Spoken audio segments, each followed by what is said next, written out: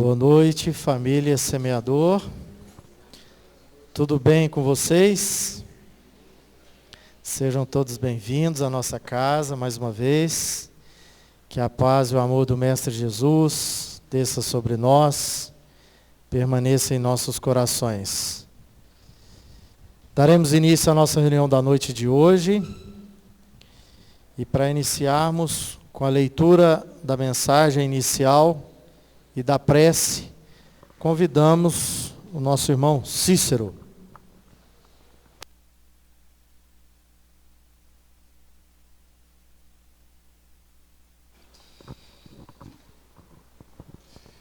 Boa noite, irmãos.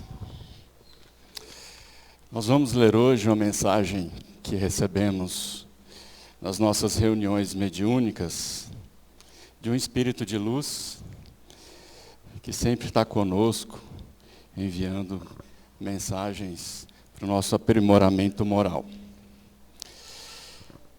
Que Deus soberanamente bom e justo nos ampare e nos guarde hoje e sempre.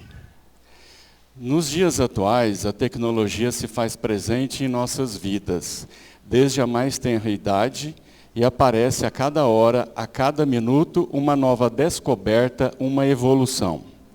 Sim, meus filhos, o intelecto do homem tem se desenvolvido muito. O conforto material, as técnicas para a manutenção e preservação da saúde, para encurtar distâncias, para solucionar problemas antigos. A cada momento surge uma nova solução. Mas corramos atrás, também para solucionar os nossos problemas internos. Não se percam nas modernidades materiais. Não se percam no mundo físico. Ele é importante. Ele nos ajuda a crescer, desenvolve o nosso intelecto, mas é passageiro. Não se esqueçam jamais que são seres eternos em busca do aprimoramento moral. Como é bem conhecido por todos, faz-se necessário o crescimento intelectual e espiritual. Não abram mão nem de um nem de outro. Cresçam dos dois lados. Aprendam novas tecnologias, novos saberes, mas também desenvolvam o amor, a caridade e a humildade, pois a técnica sem amor é apenas matéria. Aprimoremo-nos, o material é importantíssimo, porém o moral e o espiritual também são deveras importantes em nossas vidas. Uma não deve ser deixada de lado em prol do outro. Fiquem com Deus. E assim agradecemos a essa mensagem de luz e vamos rogar ao nosso Pai Celestial, nosso Deus maior, que a tudo criou, agradecendo as tuas bênçãos, e ao teu Filho, nosso Mestre Jesus, que veio nos ensinar o amor, o perdão, a caridade, com seus exemplos. Vamos agradecer a equipe espiritual que trabalha nesta casa, que nos ajuda a tirar dos nossos corações as dificuldades, os sofrimentos, as angústias, que possam operar em nós, nesta noite de estudos, junto às nossas irmãs Fabiana e Joelma, que possam trazer esclarecimentos para nós, para que possamos nos tornar pessoas melhores moralmente, como a própria mensagem nos ensinou, e que elas possam ser iluminadas na noite de hoje, para trazer os ensinamentos de que necessitamos. Assim agradecemos esta noite de hoje por estarmos aqui e que possamos, com esses aprendizados, retornar aos nossos lares mais leves, perdoando a nós mesmos, perdoando aquelas pessoas pelas quais temos algum desentendimento, e que possamos crescer com os ensinamentos do nosso Mestre Jesus. Assim agradecemos e rogamos que continuem conosco. Obrigado, que assim seja.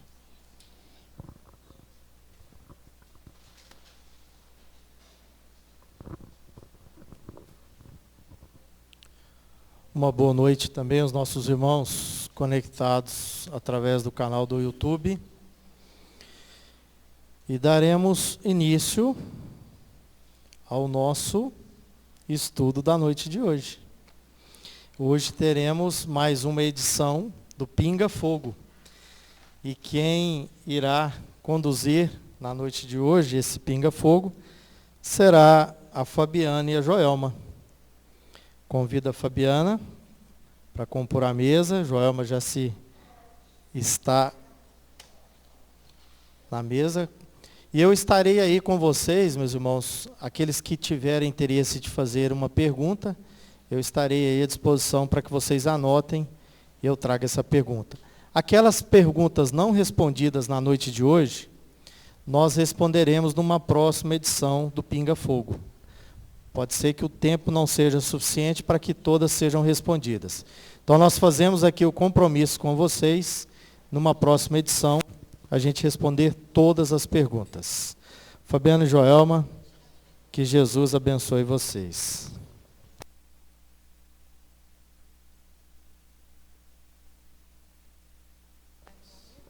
Boa noite, meus irmãos. Que a paz do Divino Mestre Jesus se faça em nossos corações.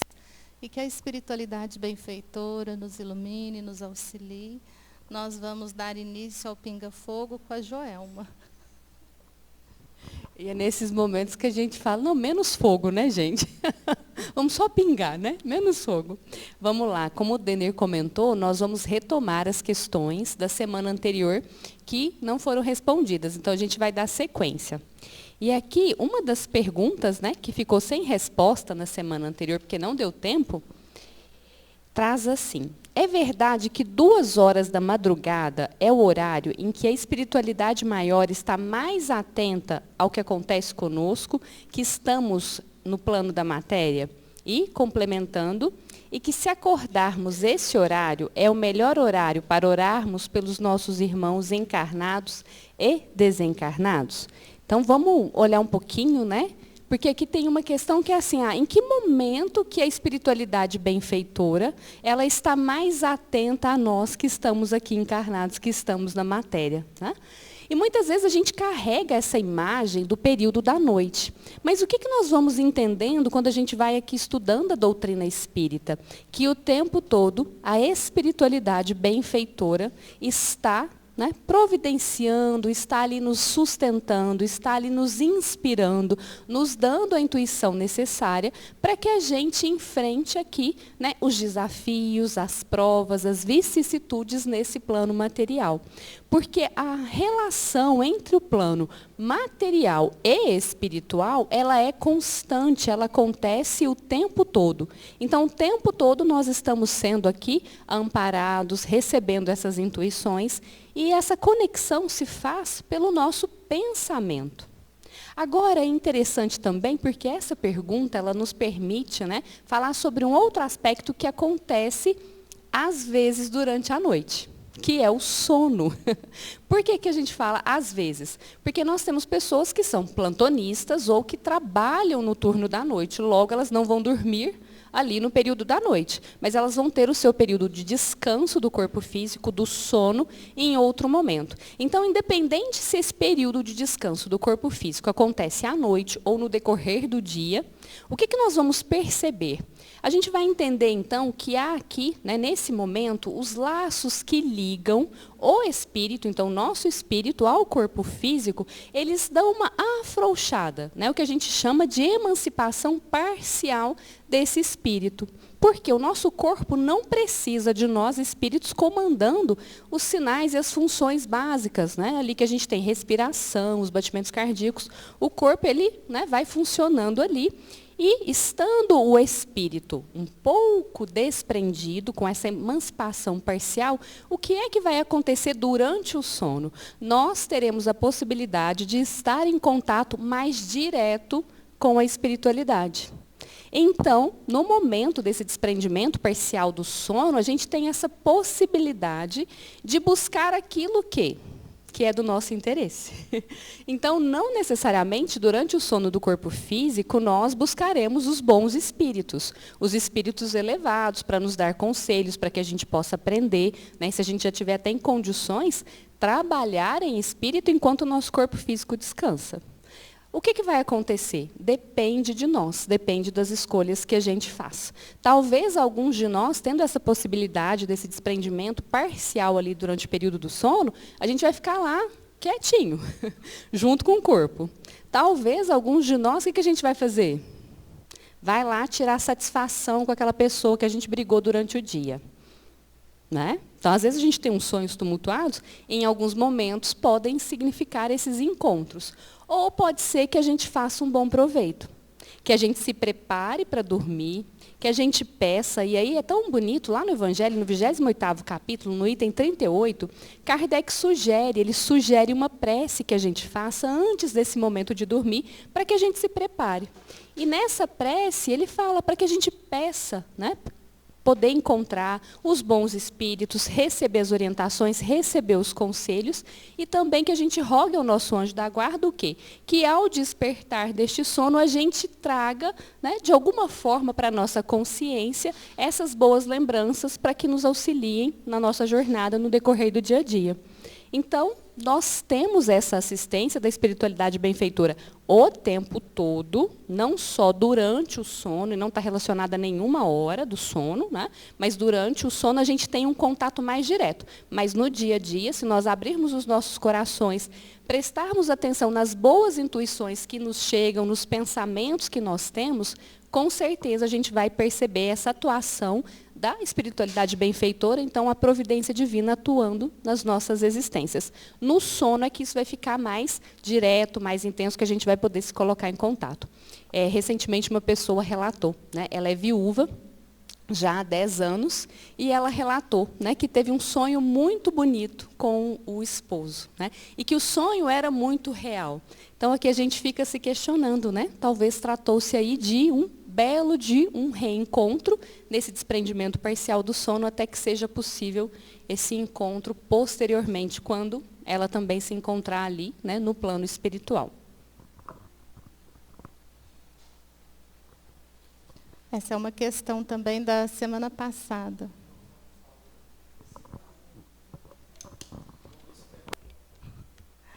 Melhorou? Esse está mais baixo, mas tá bom.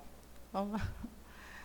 Quando uma mulher está gestante, existem 2 espíritos dentro de um mesmo corpo?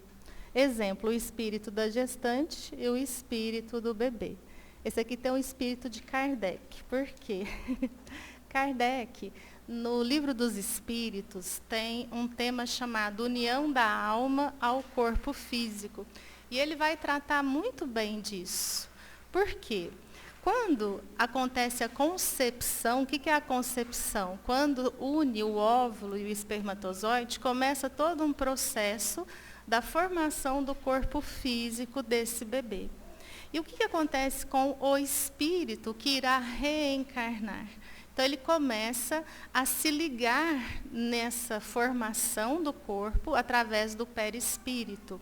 O que a gente tem que entender? Que dentro da mãe, ali, quando a gente fala no útero, existe a formação de um corpo físico e de um espírito que vai reencarnar. Mas não quer dizer o quê? Que esse espírito está dentro da mãe, ele está ligado ao corpo do bebê e não ao corpo da mãe. Da mesma forma que o corpo da mãe é um, e ela tem um órgão, que é o útero, que possibilita o quê? A gestação. Então, até mesmo esse corpo físico que está ali em processo de desenvolvimento, ele pertence a quem? A criança. Então, a gente pode dizer que naquele instante de gravidez, que é um instante tão especial, existem 2 espíritos em simbiose. 2 corpos que também estão em simbiose, mas não que um corpo está ocupando o corpo do outro. E o que é interessante que os espíritos já falavam em O Livro dos Espíritos e que a ciência hoje ela vem comprovar? Que existe, é interessante, um processo ali na gestação em que o bebê ele começa a ter o quê? A ter percepção do que se passa nesse meio ambiente. E isso os espíritos superiores já explicavam quando eles falam da perturbação desse espírito que vai reencarnar. O que acontece? Ali no comecinho dessa concepção, porque a reencarnação, quando que ela se dá? Com o nascimento. Nasceu vivo, reencarnou. Então, quando começa essa concepção, o espírito que já está ali, sabedor da sua programação reencarnatória, ele começa a se ligar nesse corpo físico em formação através do perispírito. Então, ele ainda tem, vamos dizer assim, a consciência da sua reencarnação. Mas com o passar do tempo, essa perturbação aumenta. E aí começa-se a perceber tanto o espiritual quanto o material. É quando a criança, ela sabe a voz da mãe, a voz do pai, ela sabe perceber todo o ambiente, as emoções. Então, da mesma forma que a gente fica perturbado quando desencarna, os espíritos falam que a perturbação para reencarnar ela é mais difícil. Por quê? Porque a gente vai passar por uma série de provações e, quem sabe, de expiações. Agora, o que acontece com o espírito? Esse esquecimento, toda a sua bagagem fica no subconsciente e vai aflorando conforme essa criança vai crescendo. Tanto é que na adolescência, a gente fala, nossa, mudou tanto. Às vezes ali o que acontece? O espírito retoma aquelas suas ideias que ele construiu ao longo das reencarnações. Então, quando a gente pensar nessa gestante, ela está carregando um espírito reencarnante. Então, não precisa preocupar se tem 2 espíritos, se vai caber, né? Não. A gente tem que entender que é um processo de simbiose. Tá certo?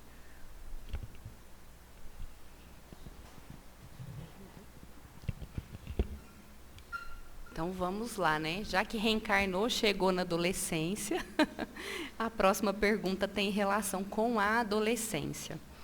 A questão é, gostaria que explicassem, à luz do Espiritismo, o porquê do aumento de casos de suicídio entre adolescentes.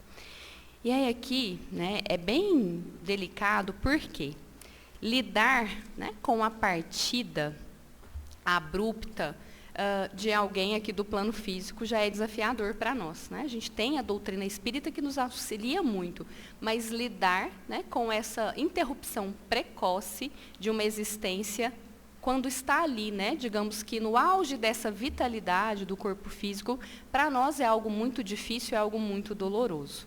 E aí, quando a gente, né, entendendo essa dor e com todo, né, o respeito a essa situação, o que a gente pode observar? Primeiro, a gente vai para dados, né, que a gente tem, e aí a gente entra com a visão da doutrina espírita, para a gente fazer essa contextualização.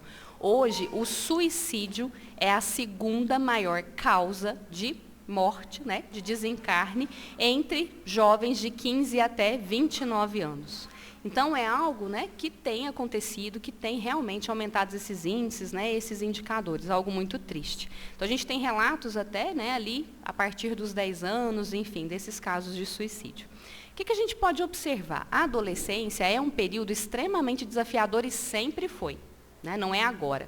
Mas na adolescência, passa-se, então, por questões muito significativas de alterações de mudanças corporais. Então, é difícil para o adolescente reconhecer aquele corpo que cresceu tão rápido e que, às vezes, é muito desproporcional, né? Geralmente, os adolescentes, ali bem no início da adolescência, eles são bem estabanados. A gente fala que é estabanado, por quê? Porque, às vezes, ele ainda não tem dimensão ou proporção desse corpo que cresceu. Eles não conseguem se reconhecer e, até então, a identidade, né, foi construída ali no seio familiar. E aí, eles passam para uma nova fase para entender entender quem são. Eles começam a questionar a família e buscam aceitação no grupo social.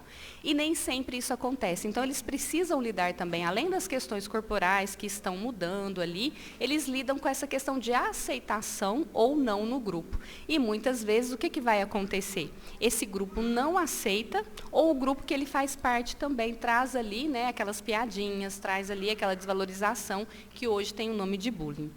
Até aí, tudo muito natural, mas lidar com isso para os adolescentes é algo muito difícil. E às vezes o que o adolescente enfrenta, que para nós é algo muito pequeno, para ele é devastador, para ele é o mundo dele, né? Então, às vezes a gente olha e fala assim, nossa, não foi convidado para uma festinha, trancou no quarto. Para nós é só uma festinha, mas para o adolescente aquilo ali significa que ele não está sendo aceito, ele está experimentando rejeição.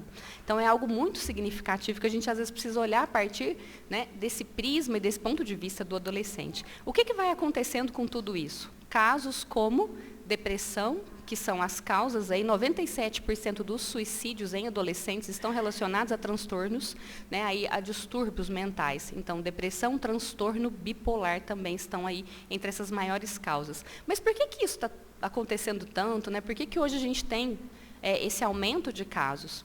Uma das explicações ainda, né, que a gente tem é o cyberbullying. Hoje a exposição a essa vida, né, que se deve ter, ao desempenho que deve ter, ao corpo, à imagem, enfim, é muito mais intenso, né? A internet traz padrões, enfim, e existem muitas comparações, e muitas vezes o adolescente, ele não se percebe atendendo esses padrões, fora os ataques, muitas vezes, que são feitos, né, que é um outro ponto que tem se mudado muito. Não tem muito esse entendimento de que o que acontece ali naquele mundo virtual faz parte do mundo real. E aí o adolescente, às vezes, ele é muito mais agressivo ali naquele mundo virtual, e aqueles que não estão preparados, que estão buscando essa aceitação, o que vai acontecer, né, meus irmãos? Eles vão se sentir ali muito atacados. Então, algo que mudou no mundo também se refere a esse aspecto, né? Às vezes a agressividade, a violência, o preconceito. Recentemente, um adolescente de 16 anos se suicidou após ataques homofóbicos, né, a partir de um vídeo que ele havia postado ali no TikTok. Mas então, o que acontece?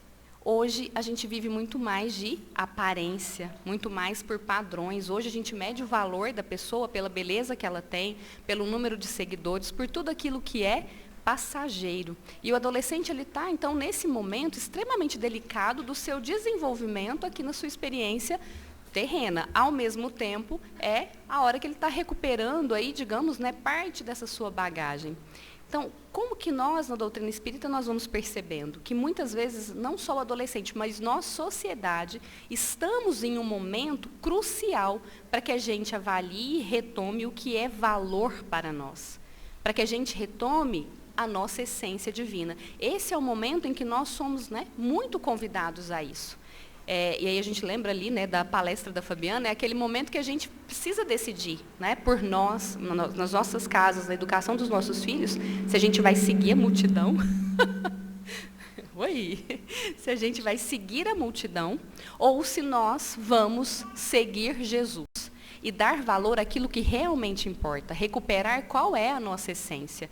E quando a gente fala de recuperar qual é a nossa essência e viver a partir dessa essência, nós vamos retomar valores de fraternidade, de solidariedade, nós vamos combater o preconceito, nós vamos combater a agressividade e, principalmente, nós vamos dar apoio a esse jovem. Independente da situação que ele enfrente, independente do drama em que ele se encontre, nós vamos dar aí esse apoio, porque 90% dos casos de suicídio, eles são possíveis, sim, de prevenção. Mas a gente precisa conversar, a gente precisa entender como é que esse adolescente está e como é que ele lida, por exemplo, no jogo. O que ele sente quando ele está ali naquele jogo virtual com os amigos? Como é que ele lida quando vem um comentário negativo? Então, trabalhar esse aspecto, que nós somos muito mais da nossa que a performance, que a imagem. Nós temos valor por sermos esses espíritos imortais. Então, recuperar essa essência divina que todos nós temos e trabalhar isso dentro dos nossos lares.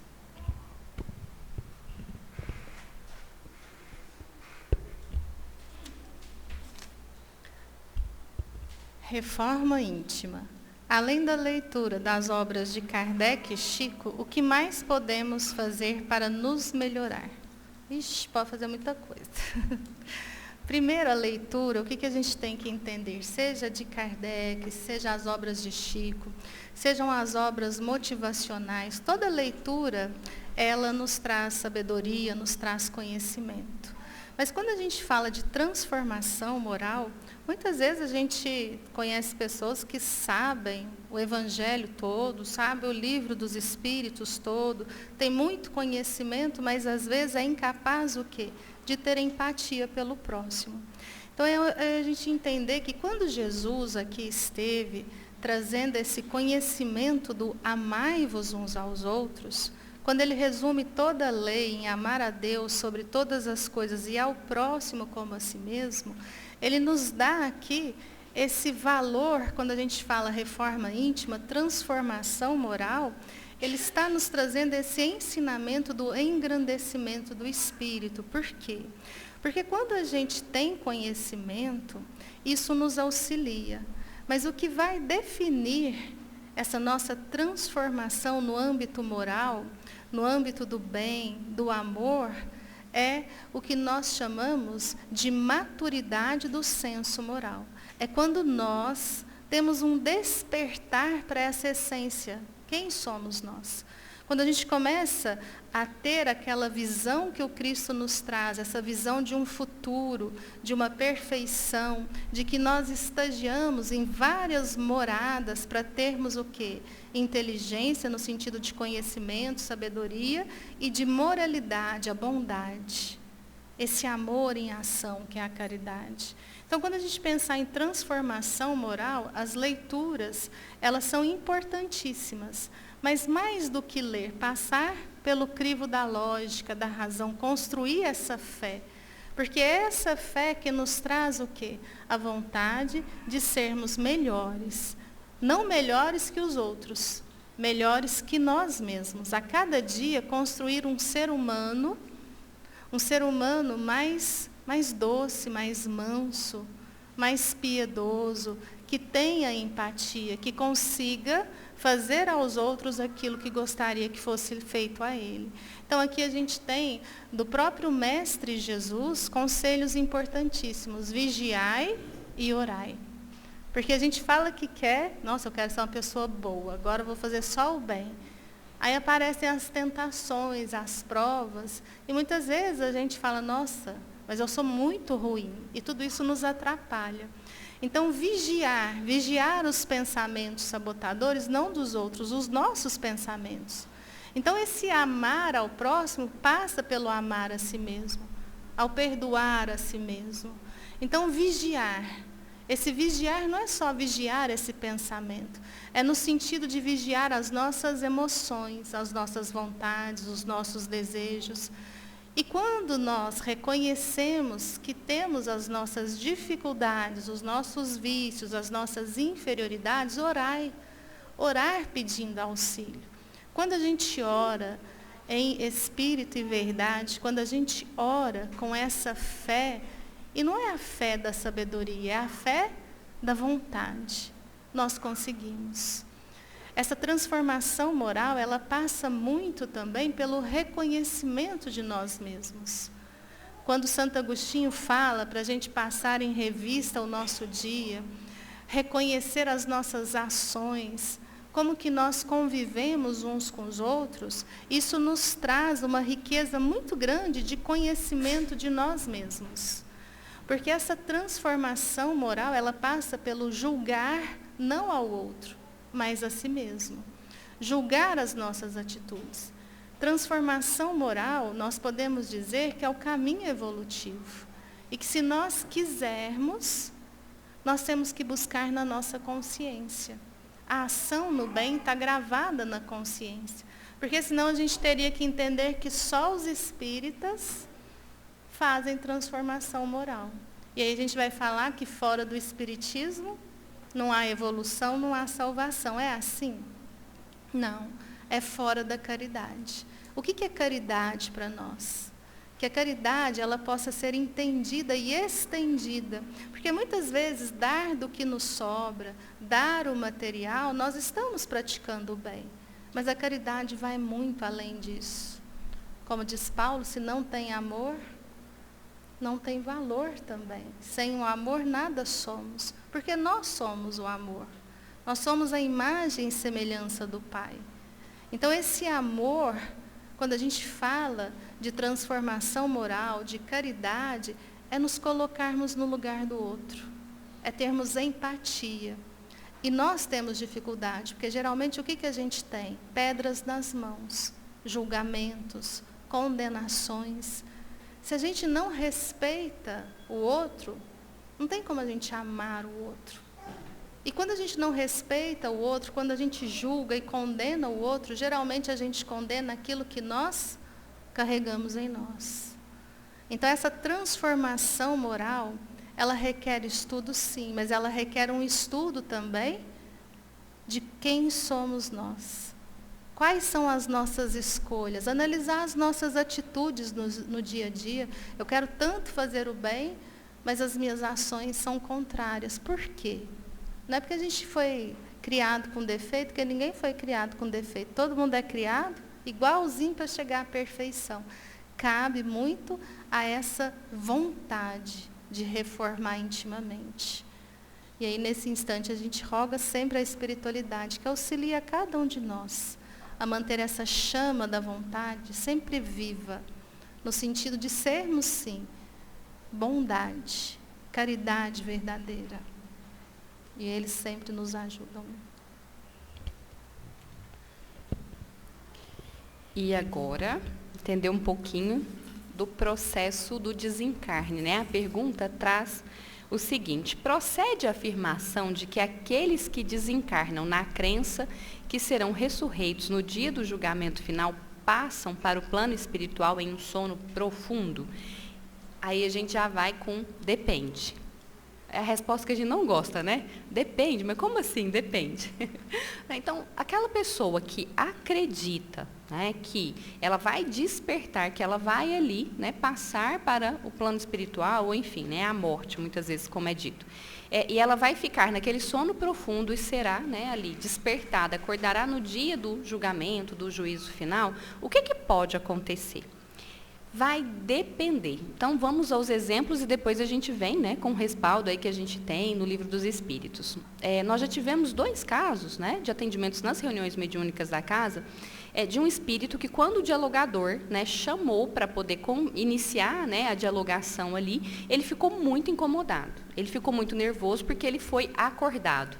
A percepção dele era essa, né? Então, que ele estava ali dormindo e que alguém foi lá e acordou ele antes do dia do juízo final. Então, para esse espírito, ele se encontrava nessa situação, esperando, né, ali despertar no dia do juízo final. Já o outro espírito, ele estava, né, muito bravo. Por quê? Porque ele estava esperando, então, já que, né, havia morrido, assim que ele entendia, ele esperava, então, que estivesse dormindo e só acordasse no dia do juízo final.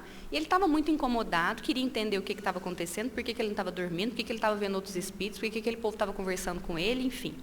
Então, vamos, né, observar, né, a mesma crença, né, a crença de que, né, aguardaria ali o juízo final, e tiveram ali reações no plano espiritual totalmente diferentes. Um se acreditou mesmo que estava dormindo, e o outro estava ali sem entender o que estava acontecendo, porque ele deveria estar dormindo, né, de acordo com a crença que ele tinha. O que a gente vai entendendo aqui? É um pouquinho do que foi falado na semana passada sobre o processo de perturbação. Então, quando acontece o desencarne, quando o espírito deixa ali o corpo físico, o que é que vai acontecer? Esse processo de perturbação, no sentido de que o espírito ainda não tem muito bem consciência de si. É mais ou menos como se nós tivéssemos dormido um sono bem profundo. E sabe quando a gente desperta assim, a gente não acordou muito bem, a gente não sabe bem quem é, onde que está, para onde que vai, né? Porque a gente ainda está ali naquela transição, né, do sono para poder estar desperto. É o que acontece então com o espírito, né? Então esse processo de perturbação, de retorno ao plano espiritual, de tomar consciência de si, de entender o que está acontecendo, e para cada um de nós vai ser diferente, né? Então esse retorno vai ser diferente e vai depender do quê? Da transformação moral que a gente já tiver feito. Né? Então, da elevação que cada um de nós tiver. né, do desenvolvimento moral que a gente já tiver conquistado. Então, se enquanto nós estamos aqui, na matéria ainda, a gente já vai aproveitando para se desprender da matéria, para entender que nós somos muito mais do que esse corpo físico, muito mais do que a atual posição que a gente tem, do que o atual trabalho que a gente tem, se a gente vai voltando para essa essência, vai praticando o bem, né, vai praticando aí essa caridade que é tão ampla, que é tão profunda, o que vai acontecer? Para nós, essa perturbação ela vai ser muito mais leve, muito mais rapidamente, de uma forma muito mais tranquila, como um despertar tranquilo. Nós vamos perceber, então, que estamos ali no plano espiritual e nós já vamos entendendo. Mas, né, se nós estivermos muito apegados ainda à matéria, muito apegados às questões materiais, nós podemos ter um pouco mais, né, de tempo aí nesse processo, pode ser que esse despertar não seja tão tranquilo assim. Mas o que é importante que a gente saiba?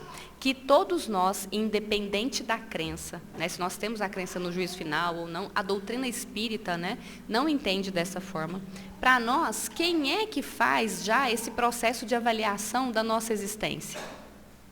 A gente não precisa de um terceiro, né, para vir ali e fazer o processo de avaliação. É algo natural que nós fazemos por meio do quê? Da nossa consciência. Porque na nossa consciência estão gravadas as leis divinas. E aqui, então, naturalmente, a gente pode até, né, adormecer um pouquinho a consciência enquanto a gente está aqui encarnado. A gente pode até fingir que não escuta, né? Mas, quando a gente desencarna, não tem como fugir da consciência. Naturalmente, ela vai começar, então, né, a nos mostrar o que tentou mostrar, né, durante a existência, a gente não quis perceber. Vai mostrando ali onde nós acertamos, onde nós precisamos aprimorar, os erros, né, que nós cometemos. Mas o que é mais importante? Independente da crença, todos nós encontramos o quê, meus irmãos? Apoio, ajuda da espiritualidade benfeitora nesse processo, para que a gente desperte e entenda o que aconteceu, né, que nós já estamos aí no plano espiritual, e como é que a gente, né, volta a viver aquela vida sem o corpo físico, né, porque a gente continua aí vivendo. Todos nós teremos ajuda. Mas como vai ser para cada um, independente de termos a mesma crença, vai depender da evolução dessa transformação que nós já tivermos feito.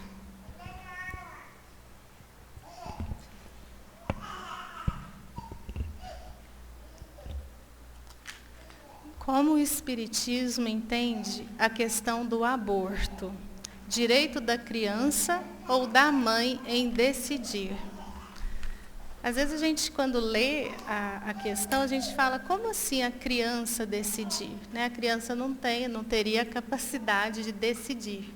Mas quando a gente fala na gestação, nessa reencarnação, muitas vezes o que acontece? O espírito reencarnante, ele pode também o quê? Desistir. Então, no caso, a gente não fala criança ou bebê, a gente está falando o espírito reencarnante. Ele pode desistir de nascer, de reencarnar, e aí a gente tem, né, ou o natimorto, o aborto espontâneo. Uma das causas de aborto espontâneo a gente pode atribuir a essa desistência do espírito. Mas o interessante é que quando a gente pensa em aborto espontâneo, as mães sofrem muito. É mais uma deficiência da matéria, mas pode ser desistência do espírito. Quanto à mãe, ela tem o livre-arbítrio de querer ou não ser mãe. Existem várias formas, a gente não vai falar aqui, né, de anticoncepção, mas existem várias formas de se evitar uma gravidez. Às vezes a pessoa até tenta evitar e, de repente, se vê grávida. Quando existe a gravidez, a doutrina espírita, ela vê o aborto da mesma forma que ela vê qualquer crime contra a lei de Deus. Então, um assassinato, um homicídio, um suicídio, quando nós agredimos, ofendemos alguém, nós estamos lesando essa lei. E o aborto, ele é muito delicado, por quê? Porque muitas vezes entra o moralismo e não a moral. É um crime diante da lei de amor. Por quê? Porque você vai impedir que um espírito reencarne e que ele possa passar por tudo aquilo que ele fez essa programação. É claro que esse espírito irá reencarnar, vamos dizer assim, numa outra época, em uma outra mãe, Mas o interessante dos espíritos é que eles sempre nos trazem esse olhar de amor. Então, quando existe, por exemplo, um risco de morte para a mãe, o que os espíritos superiores são muito claros? Que nós priorizamos aquele espírito que já deu andamento a essa reencarnação, no caso a mãe, em detrimento daquele que vai reencarnar. Muitas mães não aceitam. Está errado? Não. O amor materno é algo tão sublime que ela também tem o livre-arbítrio de correr esse risco. Agora, o que nós não podemos fazer é não acolher alguém que fez o aborto. Porque muitas vezes, a gente não está falando de estupro, nem de anencefalia, que a legislação brasileira permite o aborto nessas condições. A gente está falando de acolher o ser humano que errou. Porque o que a gente faz muitas vezes, essas mulheres, para quem pesquisa, para quem lida com esse assunto doloroso, são mulheres que dificilmente elas retornam a uma alegria natural de viver. É uma culpa, já é um peso. E o que é acolher? Acolher é esse ensinamento, é às vezes perceber que uma menina de 14 anos que não pode dizer para o pai que o namorado abandona, não justifica o erro, é um crime. Agora, não justifica nós pegarmos qualquer criminoso, pode ser o criminoso que for, e nos julguemos no direito de sermos o quê? Também seus algozes. Quando é dito a cada um segundo as suas obras, todos vão ter o quê? Consequência das atitudes. Porque senão nós vamos começar a achar que se paga o mal com o mal, e não se paga o mal com o mal. Existe uma casa espírita, quem traz isso é o André Trigueiro, que ele fala muito bem nesse assunto, que ali ele recebe muitas, geralmente meninas, moças, que não têm condições de trabalhar, que se veem grávidas, às vezes até sem documentação, são muito carentes. O que esse centro faz? Dá todo o apoio a essas moças. E direcionam no sentido do acolhimento psicológico, até mesmo levar essa gestação para que os filhos sejam adotados. Então, isso sim é um acolhimento. É você tentar, não é violentar o livre-arbítrio de ninguém, mas é você se oferecer em ajuda. E a gente, quando fala de aborto, tem uma história que é sempre o amor, né, que cobre a multidão de pecados. Porque quando se fala em aborto, tem gente que fala, agora o espírito vai te perseguir. Não, a consciência já persegue, não precisa do espírito perseguir. E é interessante que um jovem, né, não tão jovem assim, mas frequentando as aulas numa casa espírita, o que o professor notou? Que ele sempre ficava por último. Parecia que ele queria conversar com ele. E o professor sempre assim, né, apressado, fingia que não via. Até que ele foi a uma palestra, e a palestra é sobre a indiferença, ele se viu indiferente à dor daquele aluno. Então, nessa aula, vamos dizer assim, ele também faz de conta que está arrumando as coisas, demorando, e pergunta, você quer falar comigo? E o jovem fala, eu gostaria muito, porque eu tenho pesadelos terríveis. Eu sempre sonho todas as noites com uma criança, ela chega com uma foice, ela tem a imagem da morte e ela me empurra no precipício. E quando eu estou caindo, eu acordo. Mas é algo que me machuca muito, é um pesadelo terrível. E o bom é o professor contar, né? Que naquela hora ele falou, misericórdia, o que eu falo para essa pessoa? E aí ele ora. Gente, sempre orar dá certo, né? No que ele ora, ele fala assim, e ele fala, né, 11 anos que acontecia aquele pesadelo, e ele tem aquela intuição. Mas aconteceu algo marcante na sua vida há 11 anos atrás? Então ele chora e fala que ele se casou, que eles não tinham condições financeiras e a esposa engravidou. E quando ela se viu grávida, ela falou, vamos morar na casa do meu pai. E ele, muito orgulhoso, falou, de jeito nenhum, tirei você da casa do seu pai, que é coisa meio machista, né? Tirei você da casa do seu pai, agora eu vou te devolver de forma alguma. Nós vamos tirar esse filho. Ela tenta convencê-lo, não consegue, vão à clínica e ela aborta.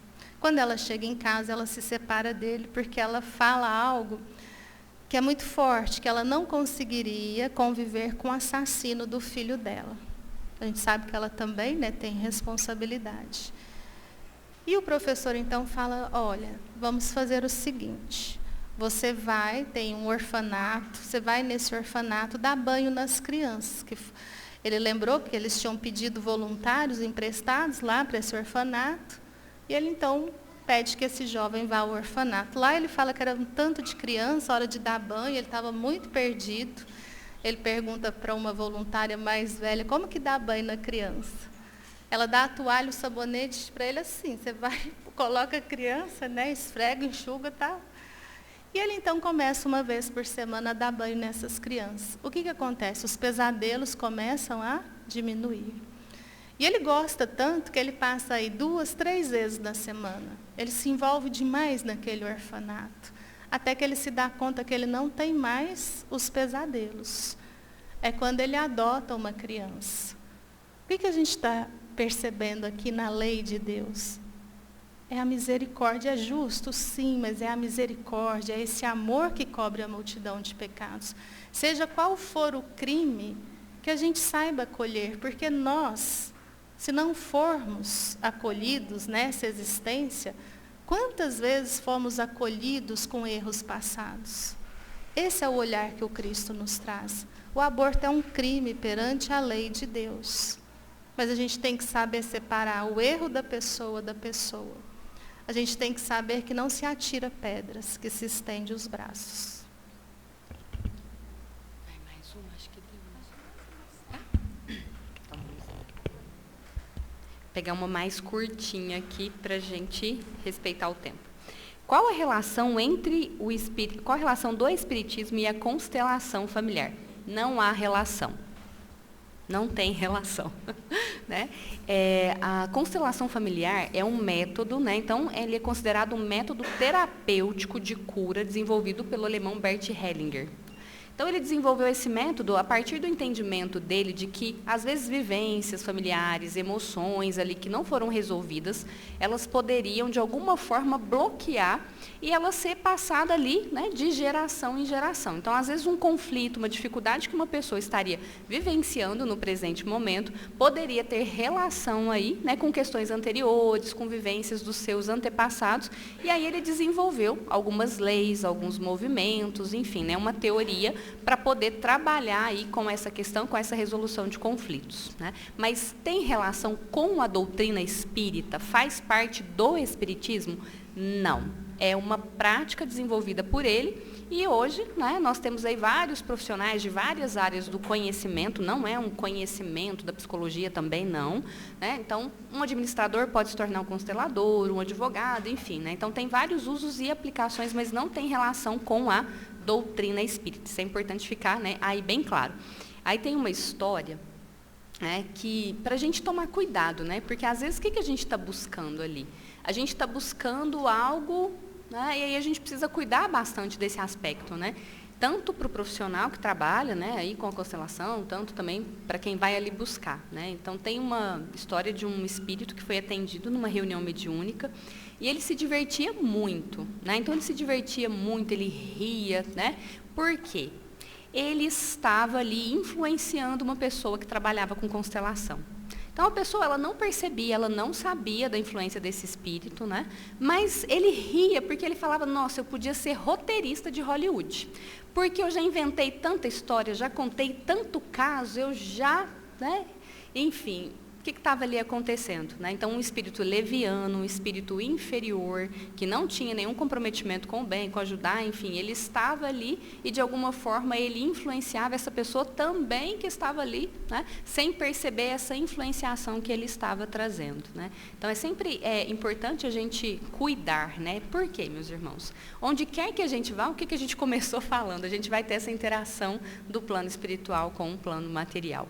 Né? E aí a gente precisa cuidar bastante disso, Cuidar do que a gente está buscando, da forma como a gente se prepara, dos interesses que a gente tem, dos desejos que a gente alimenta, porque cuidando e direcionando para o bem, a gente vai ter uma boa assistência. Mas sem esse cuidado, a gente pode, em qualquer situação, estar à mercê desses espíritos levianos que não têm um compromisso com a verdade, que, né, se encontram no plano espiritual, mas que estão muito mais envoltos, né, em diversão, em preencher o seu tempo, do que efetivamente trazer algum auxílio que seja útil. Né? Então, fica um cuidado para que a gente observe isso e a gente trabalhe a nossa transformação moral, porque assim a gente atrai os bons espíritos.